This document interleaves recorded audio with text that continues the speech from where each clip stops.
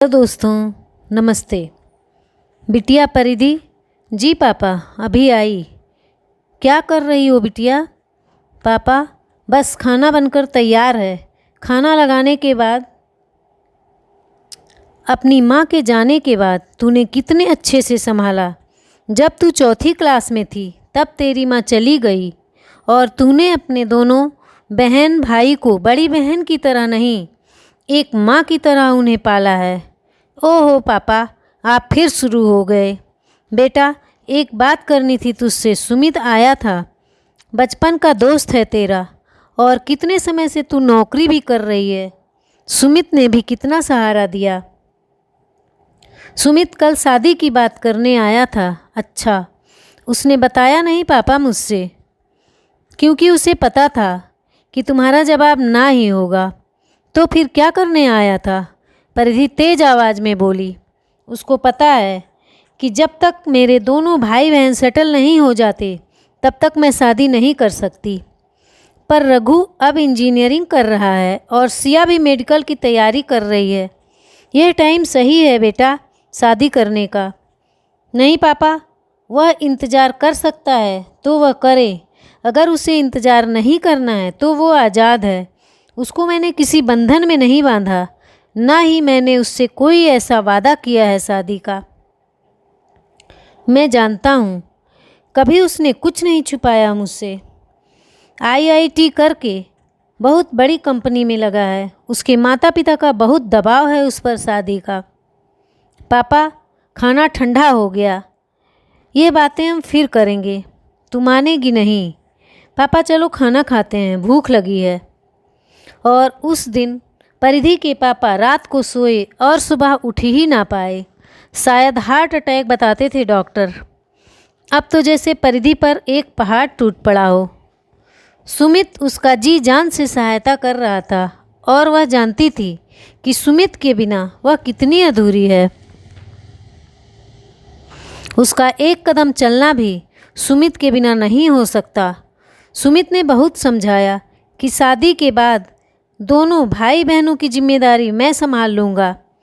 अब तो अंकल भी नहीं रहे, पर परिधि मानने को तैयार ही नहीं थी। सुमित ने आखिर अपने माँ बाप के दबाव में शादी के लिए हाँ बोल दी। परिधि कितना रोई थी, आंखें लाल हो गई थीं। मैं अपने आप को कभी माफ़ नहीं कर पाऊँगी। मैं सुमित के बिना रहने की आदत डालूँगी। दीदी, बहुत मुश्किल होगा, बचपन से वह आते जाते रहे हैं। अब उसकी शादी हो जाने के बाद ऐसा कुछ भी नहीं रहेगा। पता नहीं उनकी वाइफ कैसी होगी। वह फिर दोस्त भी नहीं रह पाएंगे। कुछ भी हो। और फूट फूट कर परिधि रोने लगी। जिंदगी ने कितनी बड़ी परीक्षा ली थी दीदी की। बचपन से ही माँ बन के पाला और उन्हें ही हम दोनों खुशी नहीं दे पा रहे। सुमित ने भी दबाव में आकर शादी कर ली थी, पर वह भी प्रिया को अपना नहीं पा रहा था। उसके दिमाग में केवल परिधि थी। प्रिया को सब बात पता थी। प्रिया एक दिन परिधि के घर आई। जी नमस्ते, मैं प्रिया। आप परिधि हैं ना? जी मैं आपको नहीं जानती, परिधि ने कहा। मैं सुमित की पत्नी, आपके बचपन के दोस्त की। परिधि को तो जैसे चक्कर आ गया था। उसको उम्मीद भी नहीं थी कि उसके सामने आकर खड़ी हो जाएगी। अपने को संभालते हुए परिधि बोली, शुभकामनाएं शादी की। आओ बैठो। आपके बारे में मुझे पता है कि आपकी शादी सुमित से होने वाली थी और आपने अपनी परिस्थितियों की वजह से सुमित को ना कर दी। वो सब बातें भूल जाओ। मेरी जिम्मेदारियां मैं निभा लूँगी। अपनी गृहस्थी पर ध्यान दो। बताओ क्या लोगी, चाय या कॉफ़ी? कुछ नहीं, बस एक वादा कि आप सुमित को मना लेंगी। वह आपकी तरफ से ध्यान हटाकर अपनी पत्नी की तरफ लगाएं। यह तुम क्या कह रही हो? उसने बड़ी बड़ी बातें मुझसे की, कोई डायलॉग सुनाया हो। हम खामोशी से समझते थे बस एक दूसरे की। प्रिया ने कहा, पर उनकी खामोशी बहुत कुछ कह जाती है। ऐसा लगता है कुछ अधूरापन चल रहा है, कुछ मन में उथल पुथल, पूरी तरह से वो खुश नहीं है शादी करके। समय लगेगा। उसने मुझे अपने मन से मान लिया था और परिस्थितियाँ ऐसी थीं। मैंने भी तो अपने मन को मना लिया है, उसको भी मानना होगा। प्रिया, मैं उसको अब मिलना नहीं चाहती, तुम्हारी प्यारी ज़िंदगी में नहीं आना चाहती। तुम उसे लेकर दूर शहर कहीं चली जाओ, ना रहेगा यहाँ, ना उसे यहाँ का ध्यान आएगा। और खूब सारी बातें करके प्रिया को भेज दिया और सुना कि सुमित चला गया शहर छोड़कर। रो रो कर आंखें थक गईं, आंसू भी सूखने लगे थे परिधि के। परिधि ने सुमित के लिए मान लिया, बिन फेरे हम तेरे।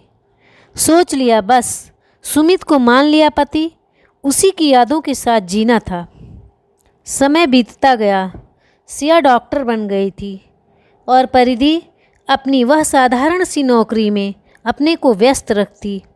कोई ताजगी नहीं थी उसके जीवन में, पर वह सुमित को कभी भुला नहीं पा रही थी। उसकी डायरी में रखा एक सुमित का फ़ोटो, उसी के सहारे वह जी रही थी। और उस डायरी पर एक पहली लाइन थी, बिन फेरे हम तेरे। अब तुम नहीं तो कोई और भी नहीं। ऐसे समय गुजरता चला गया। रघु की शादी सुरभि से हो गई और उसके बच्चे हो गए। सिया की भी शादी हो गई, वह विदेश में जाकर सेटल हो गई। परिधि को रघु बहुत बुलाता कि थोड़े दिन के लिए मुंबई आ जाओ, पर वो कुछ ना कुछ कहकर टाल देती थी। अब की बार रघु ने टिकट भेज दिए थे। दीदी, आपको आकर रहना ही होगा। और परिधि सारे रास्ते सुमित का ध्यान करते आई कि काश मेरी भी शादी हुई होती तो मैं आज सुमित के साथ अपने भाई के घर जा रही होती। फिर एकदम से मन में झटका लगा और असल ज़िंदगी में वापस आ गई। मैं क्या सोच रही हूँ? सुमित की शादी हो चुकी है, कैसे कैसे ख्याल आते हैं। रघु बहुत खुश था। सुरभि भी बहुत प्यार से ननद को एक सास की तरह से रखती थी। दोनों ननद भाभी बहुत प्यार से रह रही थीं। एक दिन परिधि को चक्कर आया और डॉक्टर ने सलाह दी कि शायद मानसिक तनाव की वजह से इनको ऐसा हुआ है। ऐसी कोई खतरे वाली बात नहीं है। इनको थोड़ा पार्क में कुछ हरियाली ऐसी जगह ले जाओ जिससे इनको थोड़ी सी खुशी मिले। अब रघु, प्रिया अक्सर शाम को ऑफिस से आने के बाद परिधि को पार्क में लेके जाते।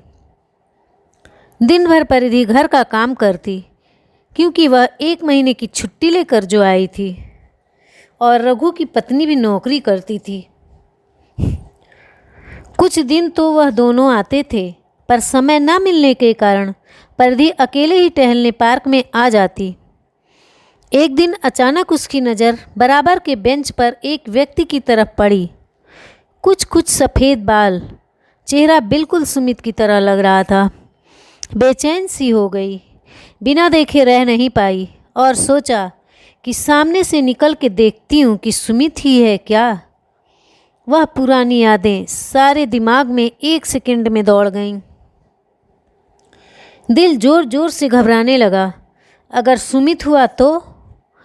पर उसके साथ कोई भी नहीं है, अकेला पार्क में क्यों बैठेगा। जैसे ही पहुंची वह सुमित ही था। सुमित उसको देखते ही एकदम से खड़ा हुआ। परिधि, यह मैं क्या देख रहा हूँ? तुम मुंबई में कैसे?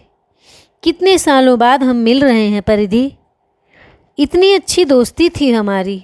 बैठो ना, मैं तो बोलता ही जा रहा हूँ। और परिधि की आंखें आंसू से भरी हुई थीं। उसके मुंह से कुछ शब्द निकल ही नहीं रहे थे, बस आंसू पोंछे जा रही थी। सुमित ने उसका हाथ पकड़ लिया और एकदम से परिधि ने उसका हाथ हटा दिया। कैसे हो सुमित? रघु के घर आई थी, बहुत दिनों से बुला रहा था। तुम और तुम्हारा परिवार कैसा है? सुमित शांत बैठ गया। परिवार रहा ही नहीं, हमारे कोई बच्चा नहीं हुआ। प्रिया का बहुत इलाज करा रहे थे, कुछ नहीं था। कुछ छोटी सी सर्जरी से उसके शरीर में इन्फेक्शन हो गया और वह बच नहीं पाई।